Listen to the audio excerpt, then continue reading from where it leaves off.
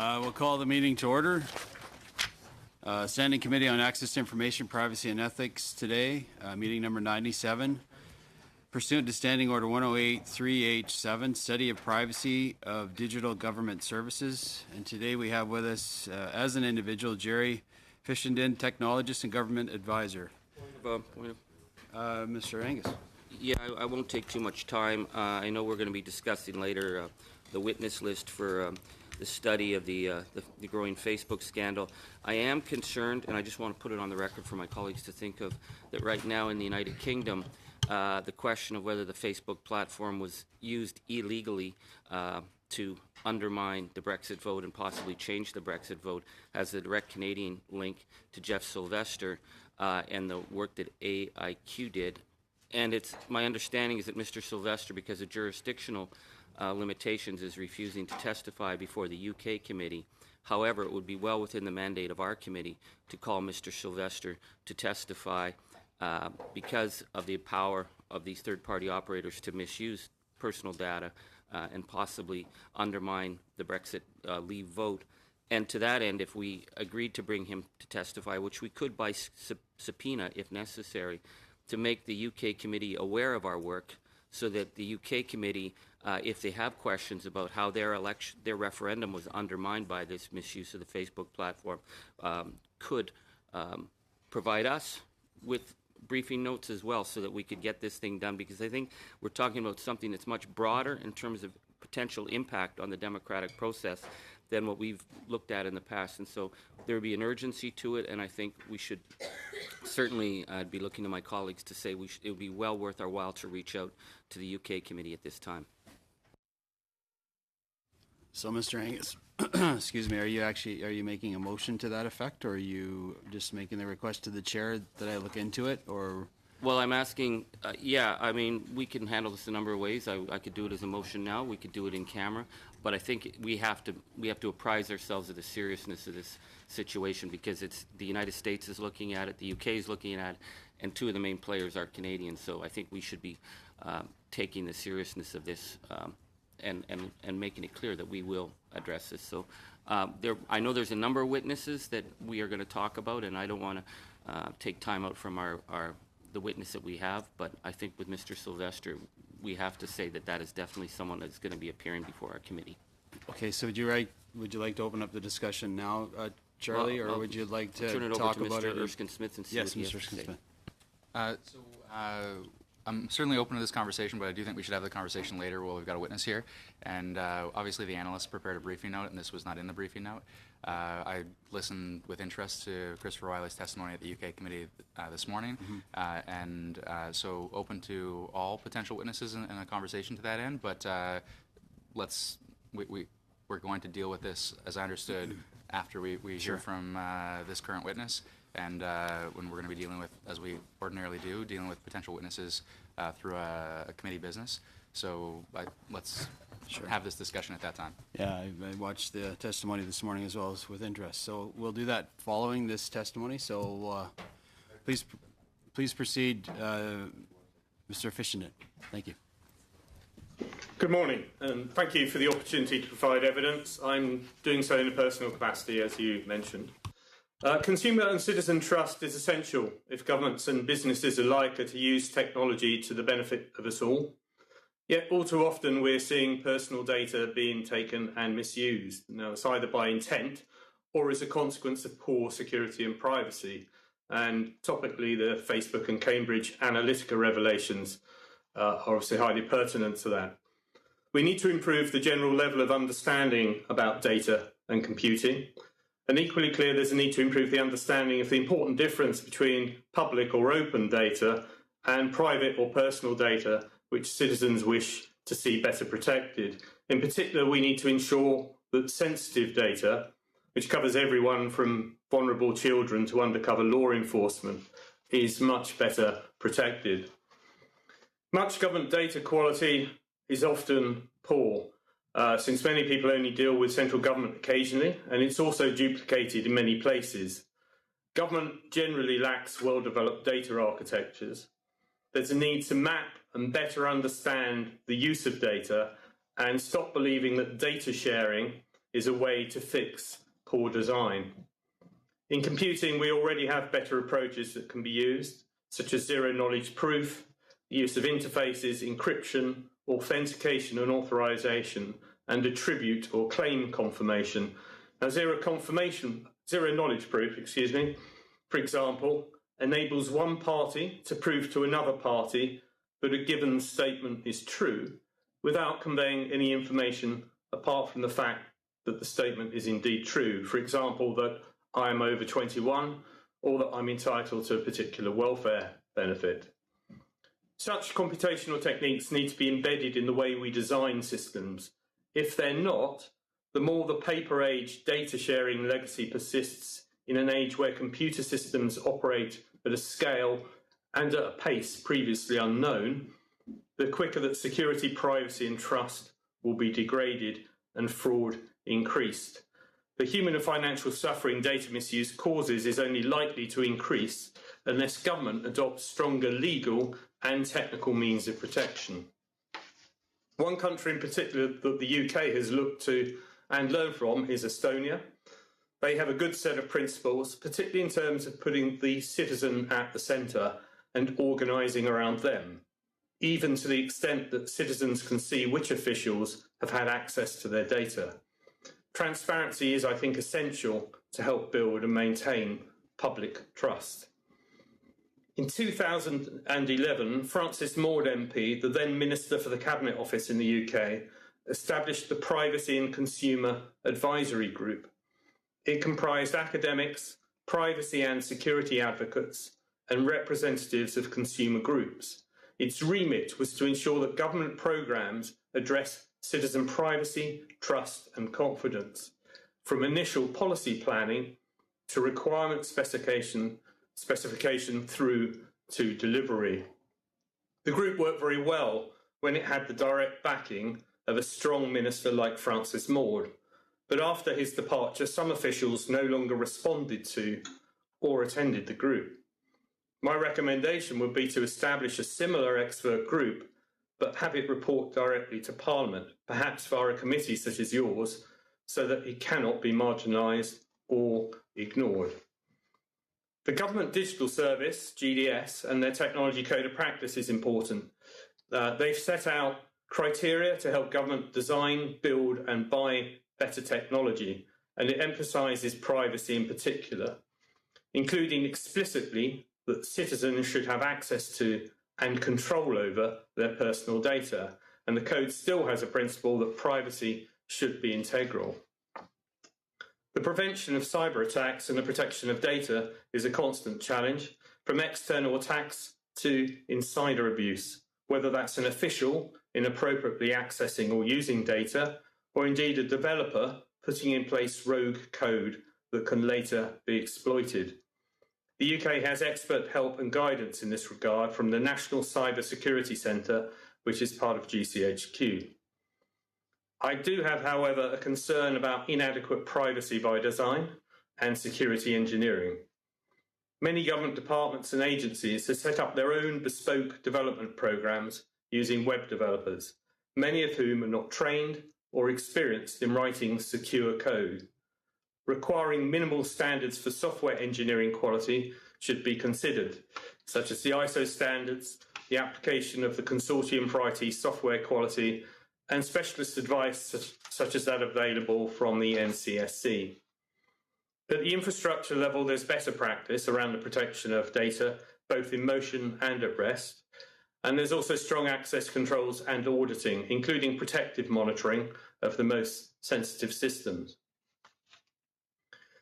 A lack of understanding of technology, both the good and the bad, at the most senior levels can create gaps in policy and between intent, outcome and legislation.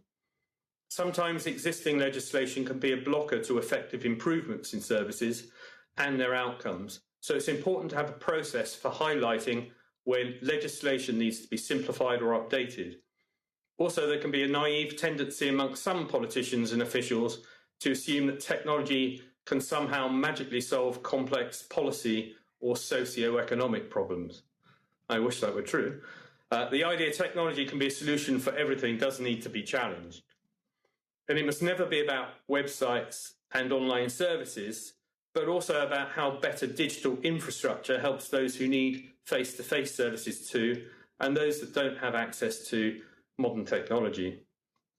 Government can lead by example in the secure consent-based use of data and the establishment of principles to be applied to the ethical use of data and software that requires, processes and utilises it.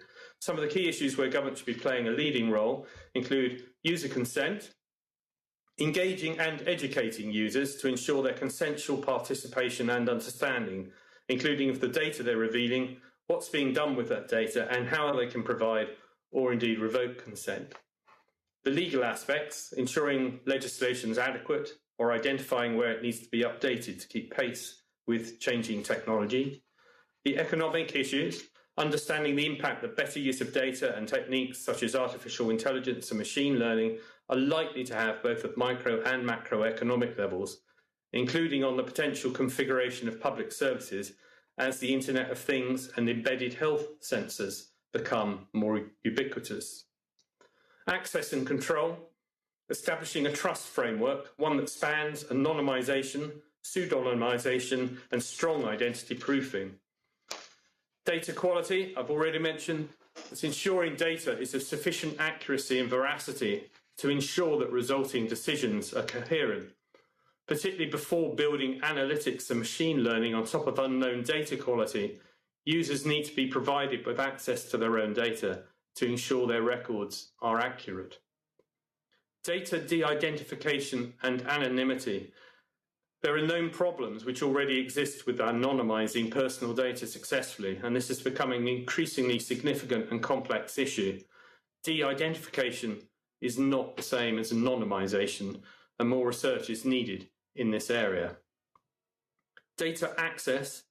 We need to ensure appropriate control mechanisms for data, both public and private or personal data, accessed by systems, including appropriate protections ranging across security, privacy, audit, accountability, and protective monitoring are all in place. Data veracity and integrity. How do we know that data being used by such systems can be trusted? How do we know all data have been released from the systems when we attempt to regulate or ensure they're compliant with laws of non-discrimination? Code jurisdiction. Code and data is increasingly operating in the cloud or serverless environments in systems scattered across the planet. There's a need to clarify how they meet the standards required. For example, not exhibiting biased, illegal or discriminatory behaviour or being compromised by hostile actors.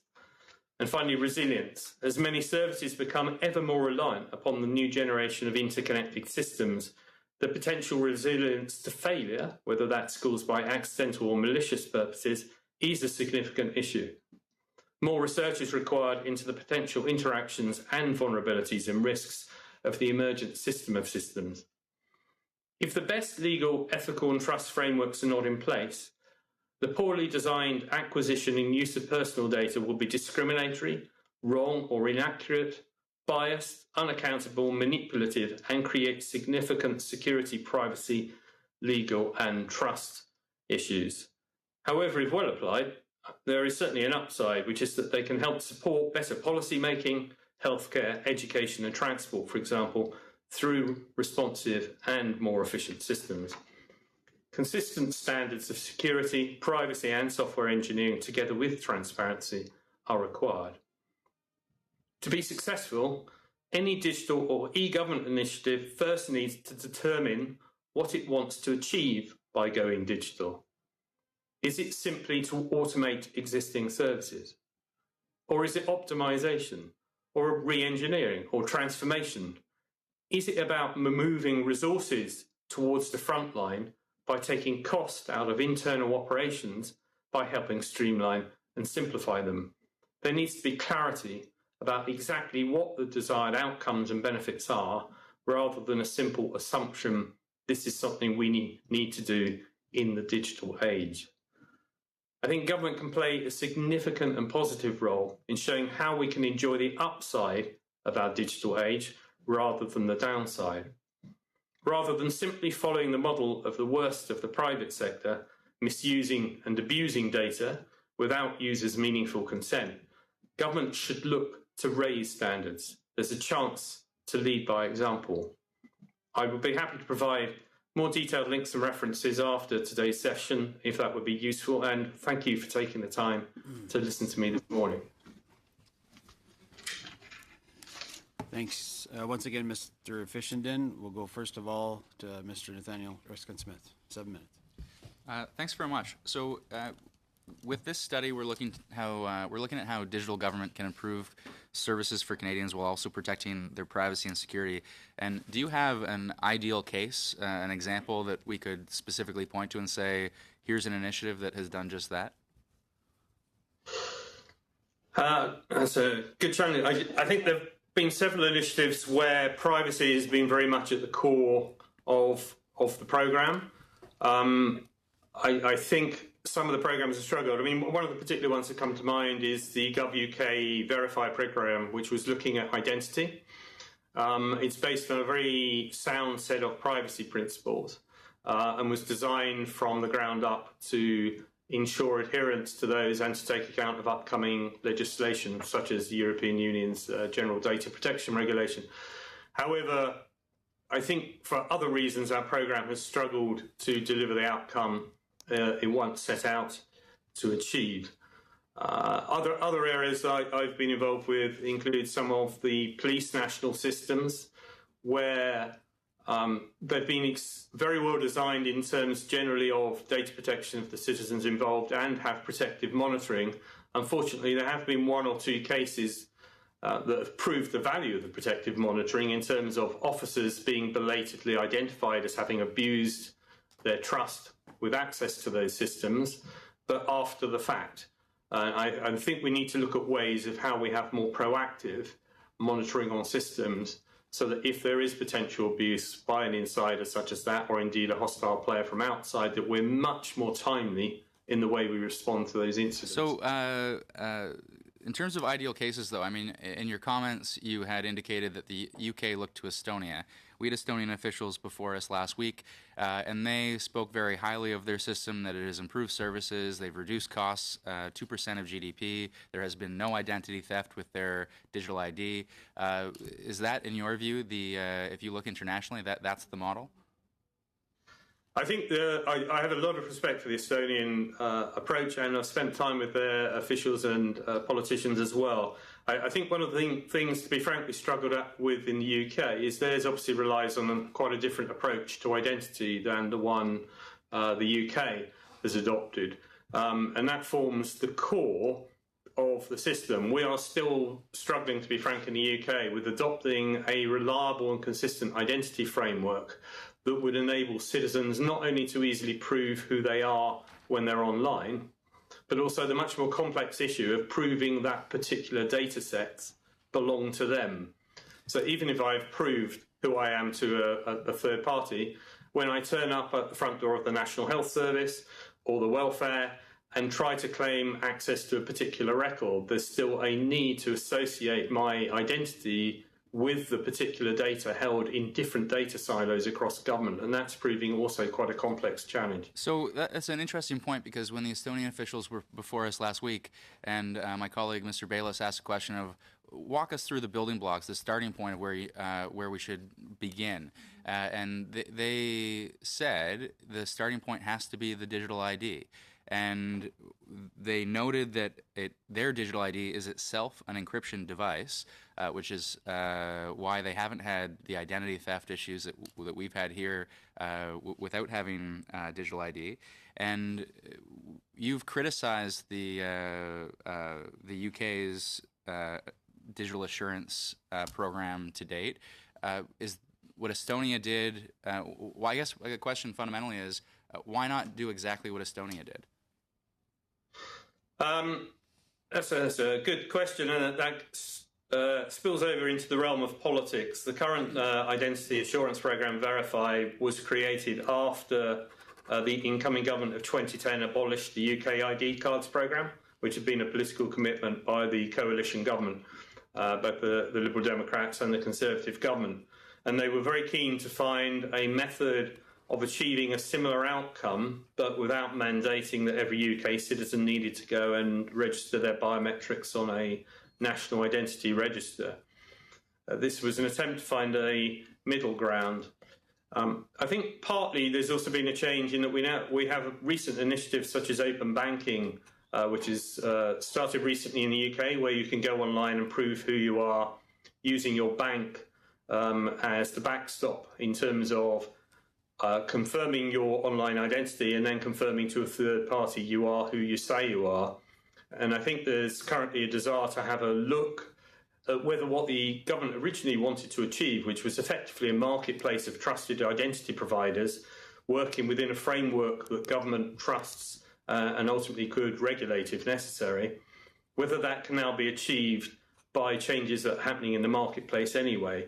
The one missing thing to me is still this link between a proven identity and the various silos of data that relate or belong to me sitting in the different government departments. And there needs to be more discussion about the process that's going to bind my identity to those different multiple data sets in a way that people can. To that end, you mentioned politics sort of got in the way of this to some degree. So assuming we remove politics from the equation, and the best policy answer would be adopting what Estonia did with the digital ID and their encryption device? Or you would say there are ways to improve upon the Estonia experience? I think if you're starting out, you could follow a very similar track to the Estonia approach. Most people now carry mobile phones around with them or mobile devices. And I think a principle of using those mobile devices as the core means of proving identity. I mean, I use that approach with a lot of my online commercial services, whereby I have two-factor authentication or two-factor verification set up. So when I try to log in online, I get either time-based codes I can read from my phone or text messages sent to me, which are obviously less secure. But I think government could take advantage of the technology enhancements that have happened since the Estonians developed their models to come up with a solution orientated around mobile devices that's probably more amenable to trust. I think the issue in the UK was partly the fact the Home Office was seen as the arbiter of the National Identity Register, and the feeling that people were going to have to store all of their biometrics and personal data with one single government department. I think now there would be more effective ways of linking one proven identity to the different data silos or lockers. So I could prove who I was to the NHS, the National Health Service, and prove the link to my health records, but without necessarily exposing that linkage to perhaps the taxation department or the welfare department if that were not appropriate for me to do so, or there was not a regulatory reason why I needed to do so. Thank you, Mr. Smith. Next up, Ms. Gord. Merci, Monsieur le Président. Thank you, Mr. Chairman. I'd like to come back to Canadians' digital data and the data of other citizens around the world. Data which is in silos in governments. I've been an MP for 12 years, and in that time, I've realized that part of the issues faced by my constituents when they ask me for help is that their own data varies from department to department. This causes problems, and we have to conduct a research with them to try to fix the accuracy of the data held by various government departments. Their address might be the right one in one department, but the wrong one in another. So, to get rid of these silos, do you think it is a good idea to have a single data file on each citizen, and each citizen could always access their file and correct any data that might be erroneous? That way, the data would always be accurate in real time, and this would also make each citizen responsible partly for the accuracy of their data. The picture I recognise, it sounds very similar to the United Kingdom model, with data held in multiple places, often with conflicting information. I'm very much a believer in the citizen having access to and control over their data precisely for that reason, because I think the citizen is the ultimate arbiter, subject to some validation, obviously where necessary by the government, of their own data, and maintaining their own records, as we do with commercial organisations where we log in and update our credit card details or our address records, I think would be a good way to do it. Some of the UK has started to do that. We now have a single tax portal that when I log in not only shows me my current tax position, but also my state pension position, even though that data is coming from a separate department. But it enables me to see in one place data that spans more than one government silo. I don't think necessarily that enabling citizens to access and maintain their own records needs you have to pull all the data into a single database. The fear is always that if it's all in one place, a potential compromise will mean that all of that citizens' data is compromised at the same time. I think there can be a good justification for silos if that is done as a design intent, and that the user, the citizen, can still maintain their data through a single online service, even if the data that's updated then goes back into perhaps I'm thinking about areas like health, where citizens are particularly sensitive about their records potentially being made available to others. So I think in some senses having a silo by design around health records can be a good thing, but enabling the citizen to still update the common aspects of that record, such as address, across multiple government agencies, could still be achieved through a single portal.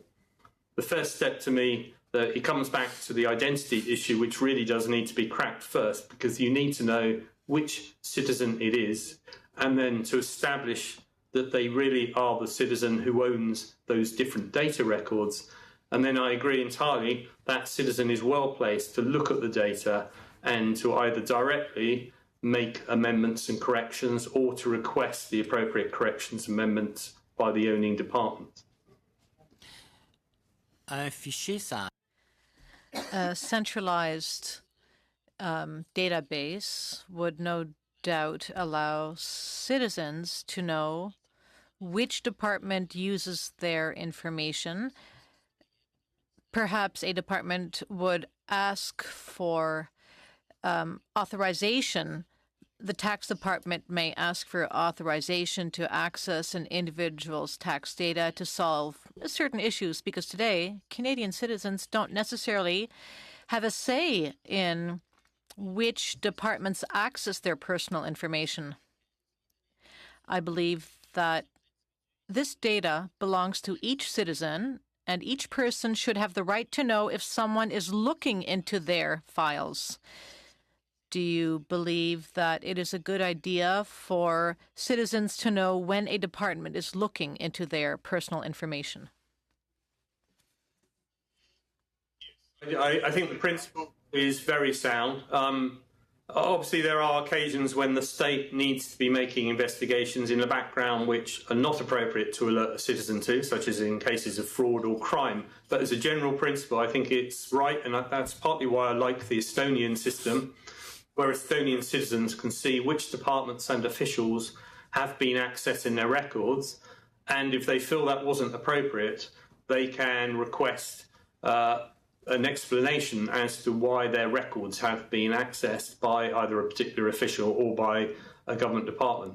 I'd certainly believe that would be a very good way to go.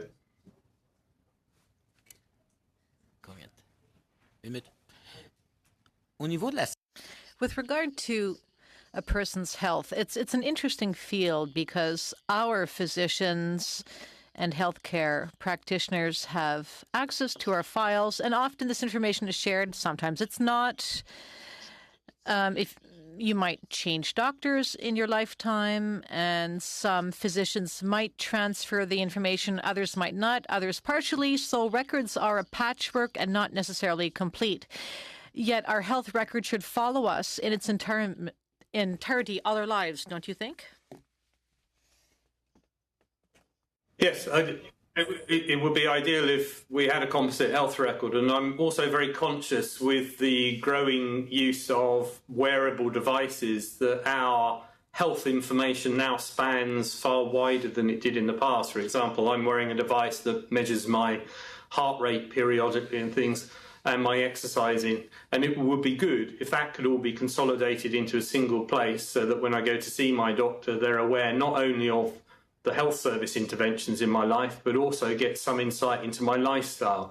And again, I think making the citizen either the custodian or at least having the citizen have access and control so they could decide what they want to share between different officials. I would happily share any medical data from my wearable devices back with my doctor so that when I go to see them, they can either validate whether I'm telling the truth about how much I exercise, or at least they get insight into some of my lifestyle that would enable them to provide better healthcare to me. And I think it's an important point that's sometimes missed, particularly with the system we have in the UK at the moment, that more and more health data is no longer held necessarily exclusively within the healthcare system, and that as consumers and citizens, we're going to be generating quite a lot of useful medical information that also needs to come into those records.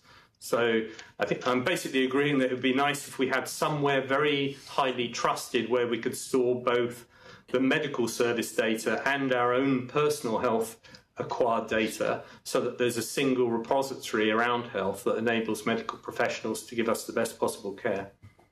Merci. Thank you. Next up, for 7 minutes, Mr. Angus. Well, thank you. This has been a fascinating discussion. One thing that I've learned in my many years in Parliament is that I become very mistrustful of the culture of government to say they're going to come up with a great new app that's going to make everything easy and cheap. Because whenever it comes to the issue of the primacy of privacy, it doesn't seem to be within the operating culture. So, for example, the past week, I learned that the government had 250,000 breaches of private information of citizens, including their tax records, health records, all manner of other records, which was down from 2013 when there were 1 million breaches of personal information, which included 583,000 records of financial information of student loans. But through each of these cases, year in and year out, the reporting rate of government officials to the Privacy Commissioner, and in Canada, if there's a major breach of privacy, you're to report it to the Privacy Commissioner, who then investigates to determine if there's been a threat to personal data. The government rate of reporting is 4% in these breaches, which suggests to me that when it comes to deciding what's the priority, it's always to protect the rear end of the minister, and try and keep this out of the public eye rather than the primacy of privacy. So I'd ask you, in your experience with the UK, how do we ensure that we actually have government that takes privacy and puts that above sometimes protecting departments, protecting mistakes, because these breaches happen year in, year out, and they're very serious? That's a good question. I think part of that comes back to my concern around the... So I'm getting some feedback here.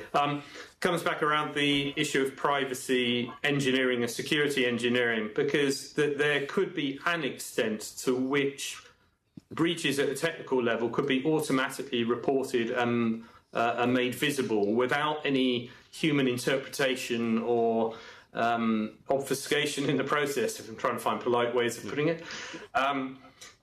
But equally, I think we need to be wary that technology alone can provide the answer. I think it could certainly help. It could certainly enable us as citizens to see where, as in Estonia, perhaps records have been inappropriately accessed. It could also identify where that might be happening at scale. So, for example, if somebody, either an insider or external agent, has tried to farm multiple records in rapid time, that type of thing should be caught quite quickly by a good computer system.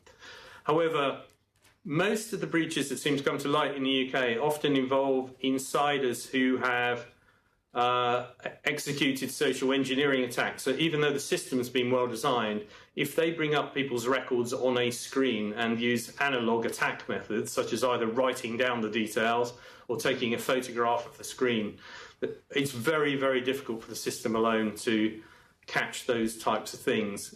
You can spot patterns of behaviour over time, but if an official only does it as a one-off, it's going to be very hard to know.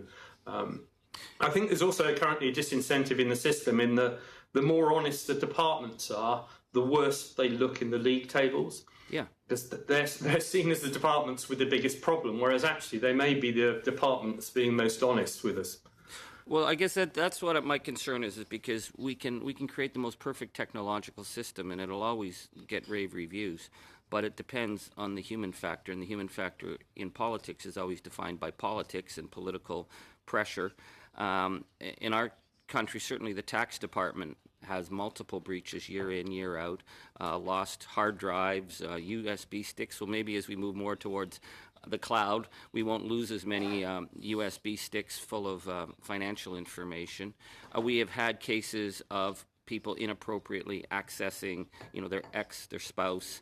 I mean, those things are, I guess, will happen in departments. But how do we build a culture of accountability within government to ensure that the privacy of individual information is first and foremost? Because without that trust that the citizen has, they have no reason to believe that this new great app that we're going to create is going to protect them.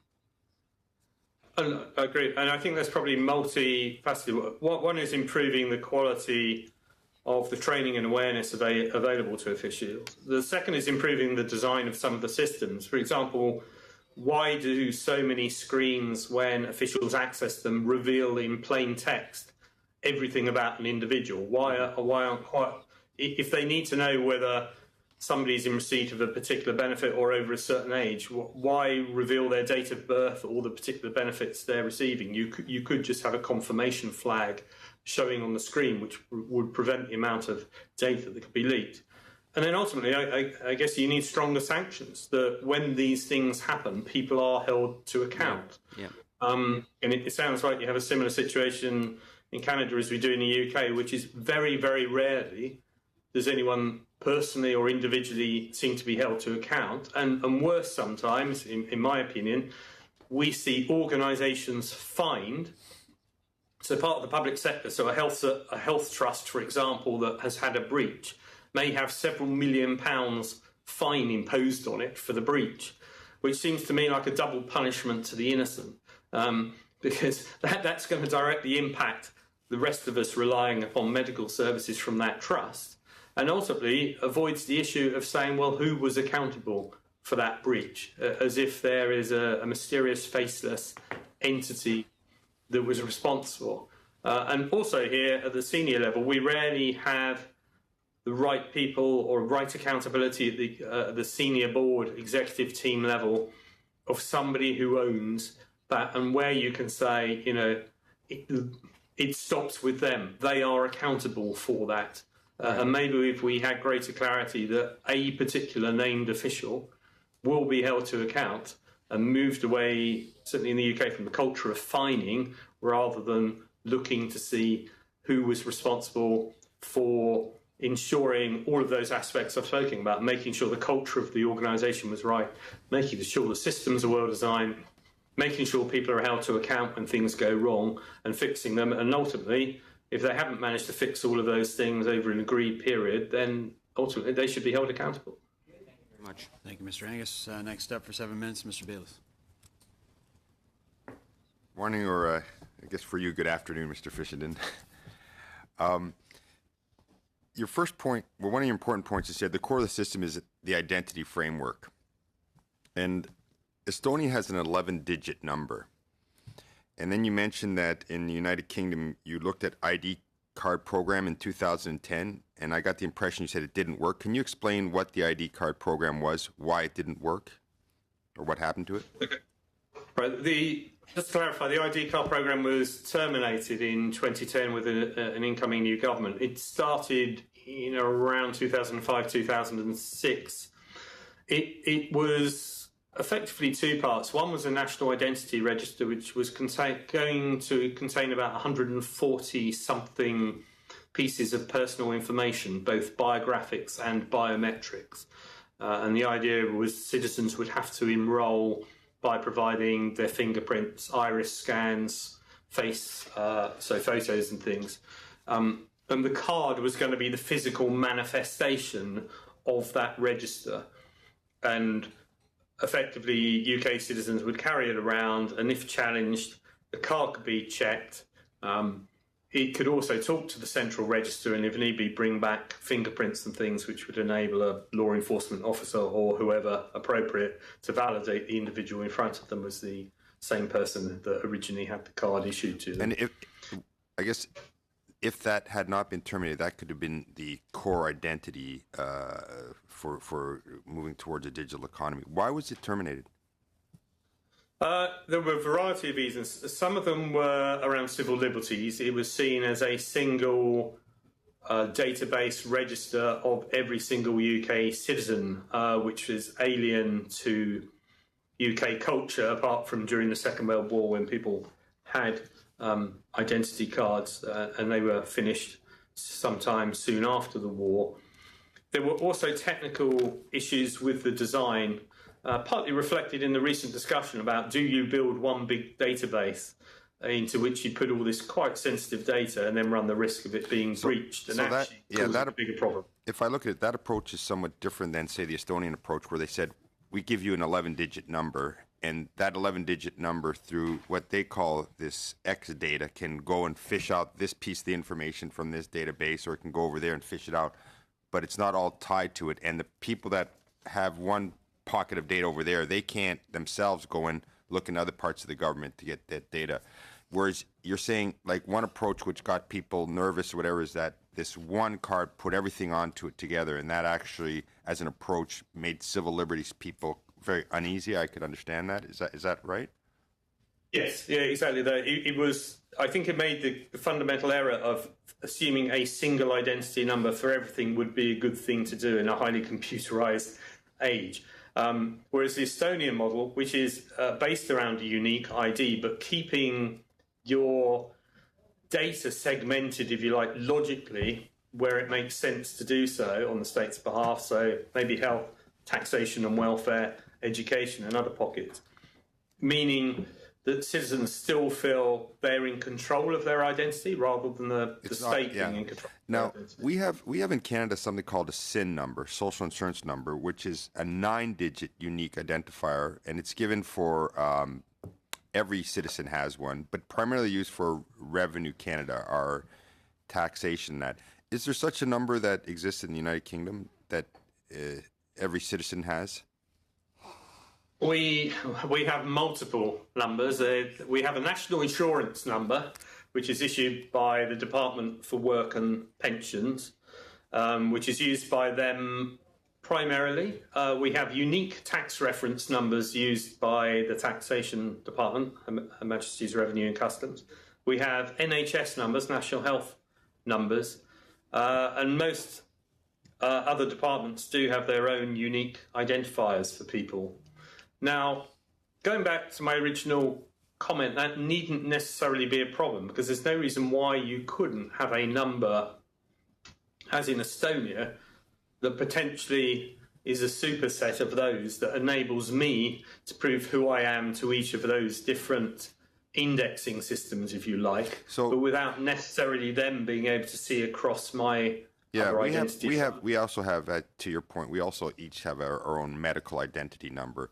Challenge we have is that's a provincial, it's a different jurisdiction, but on the federal level, if we're going to, and we're the federal government talking to you right now, on the federal level, we have that SIN number, which is 9 digits. Is any of these national insurance, the unique tax reference, are they, I'm asking a technical question about how big are those numbers? Are they alphanumerics? Or are they generally, but they're all unique identifiers. Is that fair to say?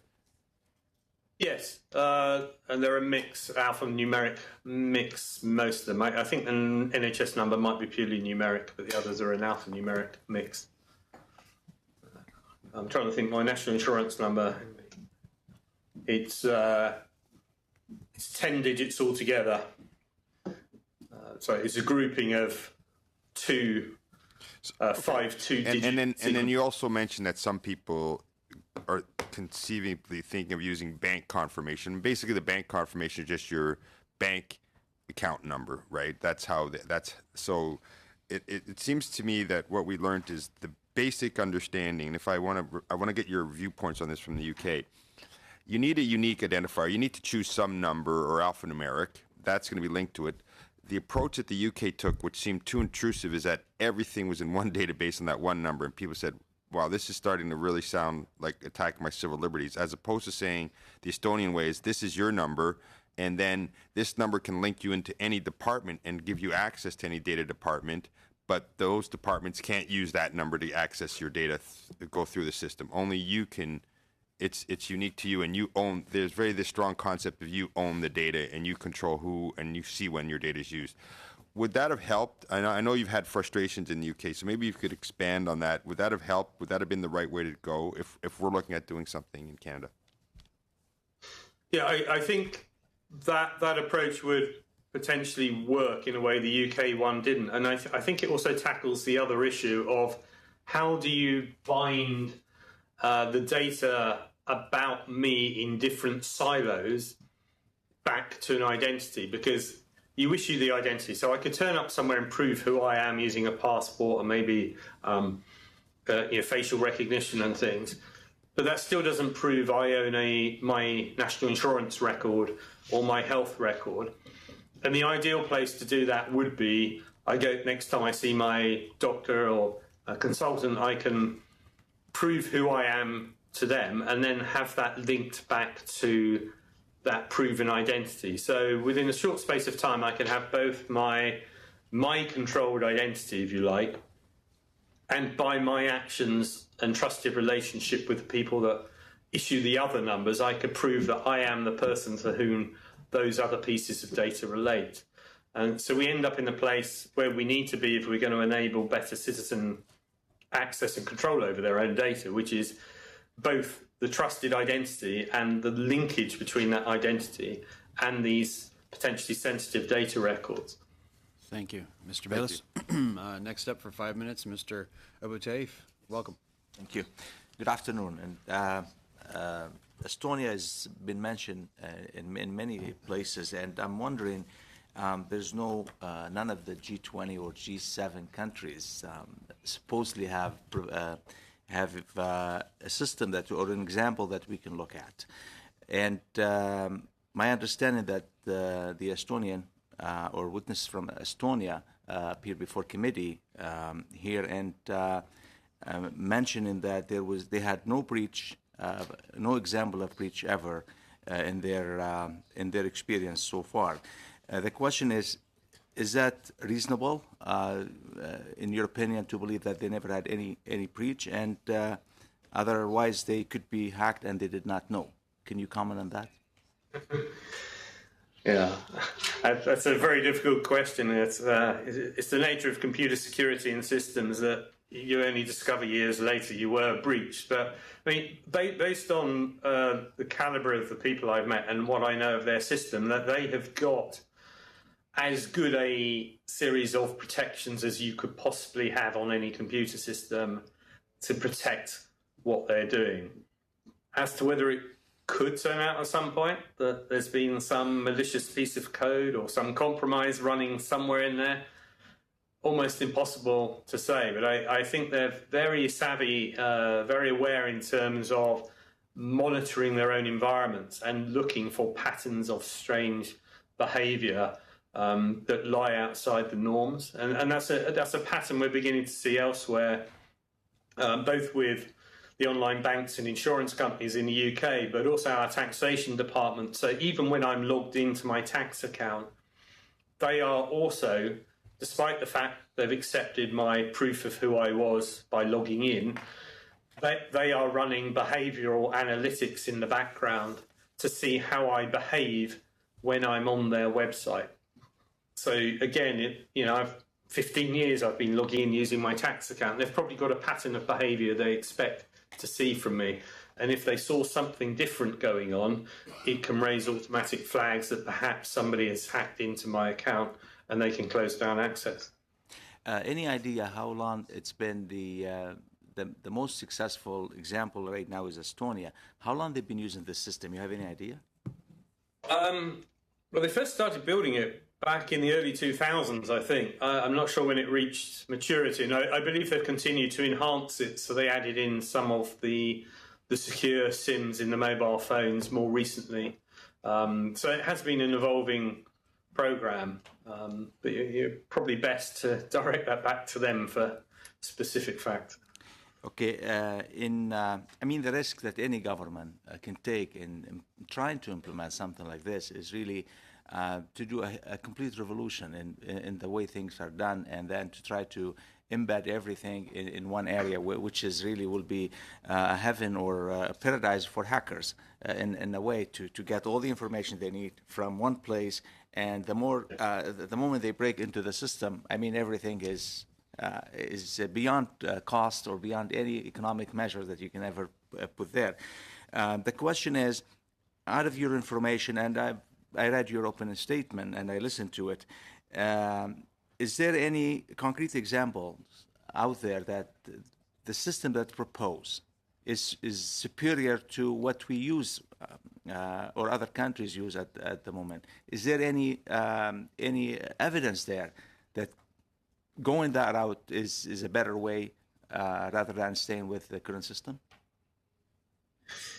I take your point completely about everything being in one place, and I do feel everything keeps coming back almost to Facebook and Cambridge Analytica at the moment, because it's a great example of what happens when somebody gets access to all of your data in one place, not only impacting you, but potentially your whole circle of acquaintances as well. But I think when I look at the Estonian model, I think you could take what they've done and together with what your colleague was talking about, which is looking about how you put the citizen in control of a particular method of proving identity, and then enabling them to link that to their other pockets of services and data. So they become the trusted pivot point.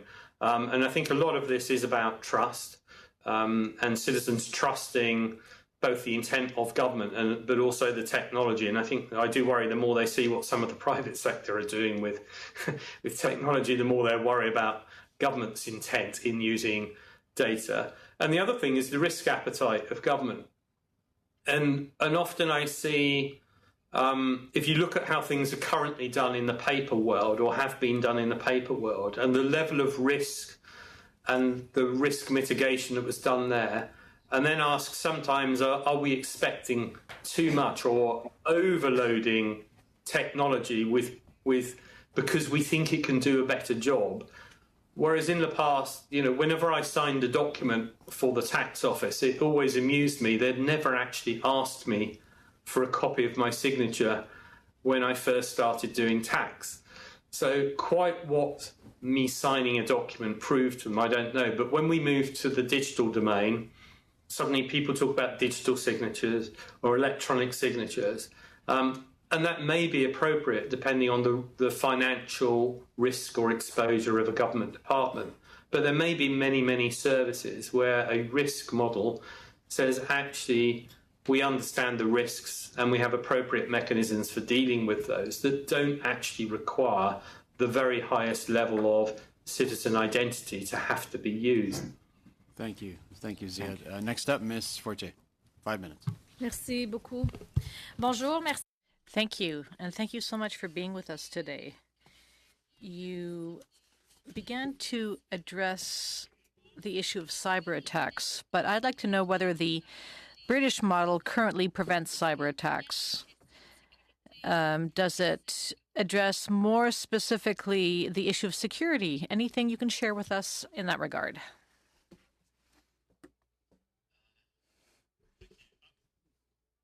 It's difficult to know how much I can say on cyber attacks. Government departments are under constant attack by automated bots and agents all the time. We've also had distributed denial of service attacks.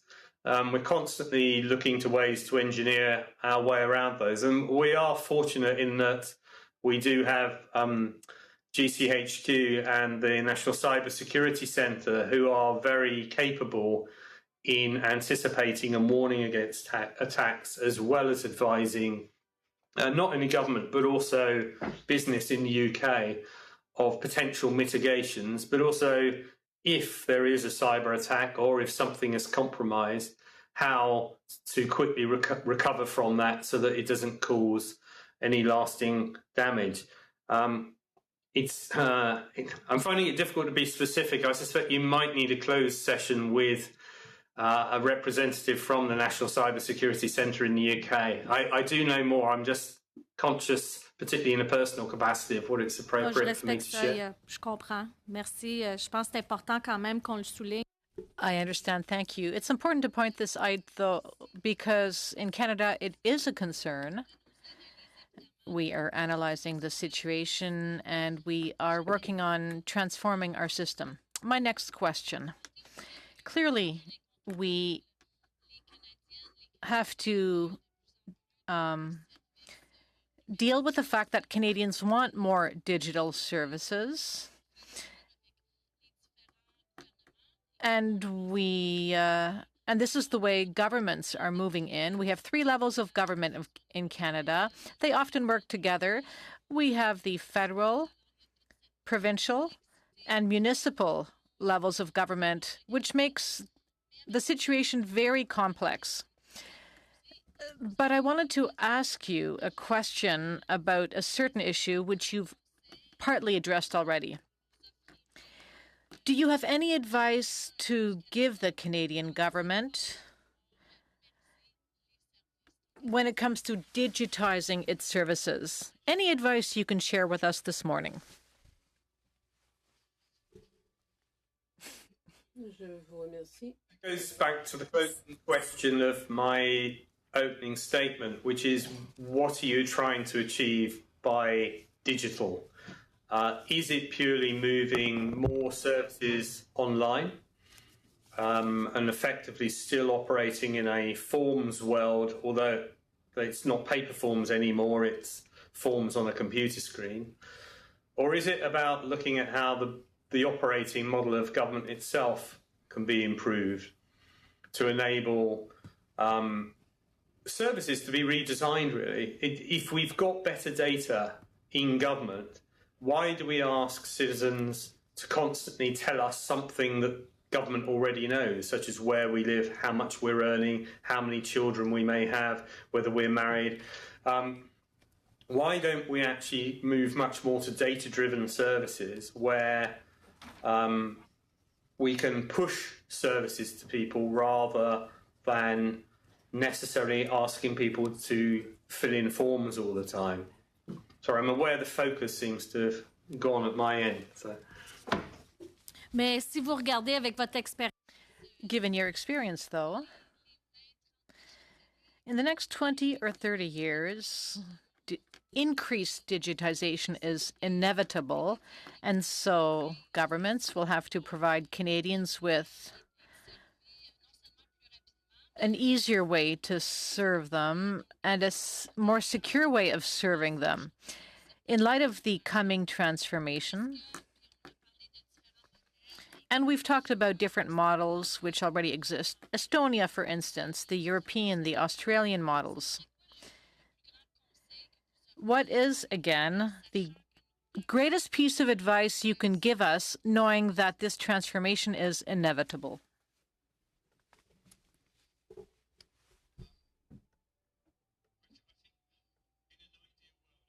Take the time to step back and say, how do we want our public services to be working and engaging with citizens in the next 5 to 10 years? And just taking the time to look at everything that's going on. And I mentioned people are going to be wearing more monitoring devices in health. There's the Internet of Things. There's going to be more in people's homes, constantly interacting with them. There's going to be a whole series of changes coming. And I worry that government will always be behind the curve if today it's still thinking about moving things onto websites, just as the rest of the world is moving to the Internet of Things and devices, and that just as governments managed to catch up with the web, that the whole world will have moved on again. And I think there's an opportunity to look back, and we have a very similar problem in the UK between central government and local government. And we have multiple tiers of administration. And there is an enormous opportunity to take a lot of the complexity out of the internal operations across both local and central government, and actually potentially to put more resources back into frontline services. And my worry is we talk too much about online services rather than necessarily thinking about digital in terms of how government itself reorganises and restructures its own operations to take a lot of complexity of process and function and administration out in order to simplify and streamline frontline services, whether they're delivered face-to-face or through a gadget of some kind. Okay. And therefore, potentially there's an upside here of enabling more resource to go towards the frontline services that maybe can't be automated by making better use of technology Thanks. within government itself. Thanks, Mr. Fishenden. I'm just going to ask the committee for a bit of indulgence. We're at time right now. We're at 9:45, but there's still 2 people left to ask questions, and it's a great conversation. We did have some earlier time taken with a motion or discussion. Is it okay if we go another 10 minutes in and finish up the questions? Yeah, Mr. Fishenden, are you able to stay for another 10 minutes? Yes, of course. Okay, so we'll proceed with Monsieur Picard. Mr. Engs. Well, I'm open to this, but I want to know that we're going to get to the witness list and the net neutrality, because the witness list, to me, we have to come out of today with a decision. Yeah, we will. Monsieur Picard, 5 minutes. Merci. Hi. La première question est... My first question is very general. It has to do with transparency. It seems that any person who wants a modern administration, modern processes, speaks about government transparency. It's a cliche, but it hasn't really been defined. No one knows specifically what transparency is. If transparency means I will receive financial information from the finance department, I will be able to influence the market in an inappropriate manner.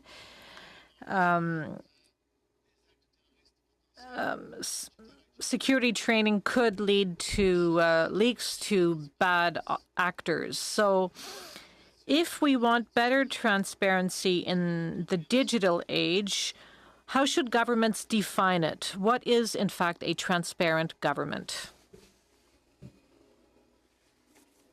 I think there's several possible layers to that. One is the Estonian type approach we've mentioned, where citizens can at least see who has had access to or made use of their data.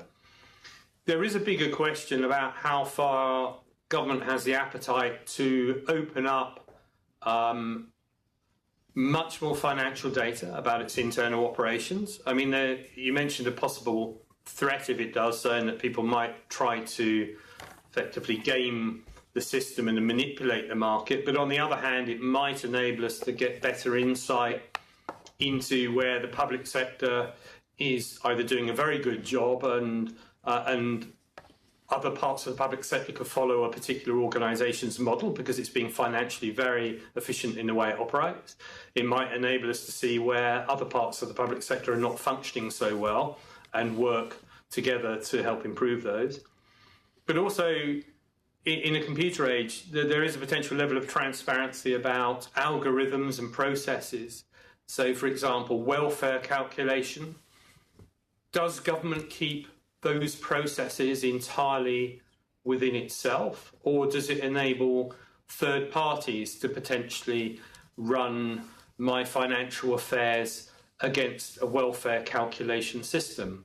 There could be big benefits to citizens if I could share my financial details with a financial advisor, and if they could model my circumstances against government rules and calculations, they might be able to determine whether I could apply for a benefit or whether I'm due a tax rebate or something. So there are many levels of transparency, and I think it's a good question, because I think I've not seen anyone answer the question well about how open does government want to be in the digital age, both in terms of the type of information it makes available, but also how open it makes some of its systems in order for others to potentially perhaps come along and help government innovate and improve upon its services. Lorsque nous parlons des systèmes, Now, when we compare Canada's systems with Estonia's, we tend to boast of very sophisticated systems which guarantee almost completely our security. We have control and checks and balances, which help us provide accurate information. However, I think that is the starting point, given how quickly technology is evolving, despite the fact that we already have very good systems which may well afford all types of protection against an external attack. Yesterday we heard from, or rather last week we heard from Estonian officials. In all of this, no one has ever mentioned the greatest risk, which is the human factor. Humans are operating increasingly complex systems, so the risk would increasingly come from the inside rather than from the outside. So despite these very elaborate technological processes, it seems that there are no checks and balances for the human factor. Thank you. I agree that humans remain a weak point in many of these systems. I mentioned earlier some of the social engineering that we've seen where very sensitive computer systems in the UK have been inappropriately accessed.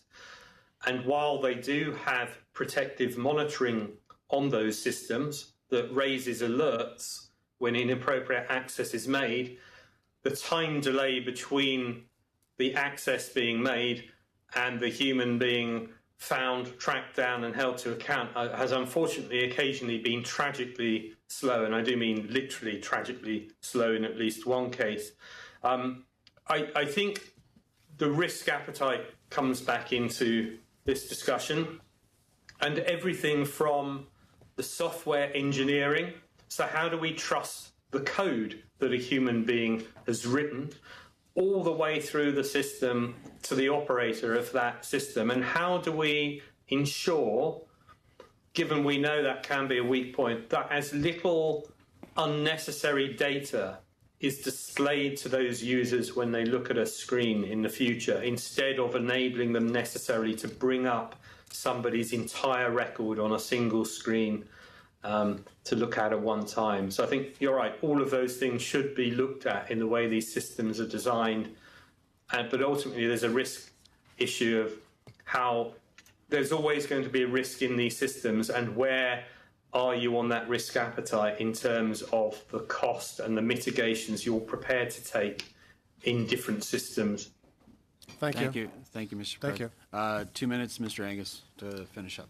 It's okay. You good? No, we're well past time. Yeah. Thanks everybody for attending, especially Mr. Fishenden from UK, and thanks for your testimony. And we look forward to more discussions in the future. Thank you. So we'll just suspend until we go into camera, everybody.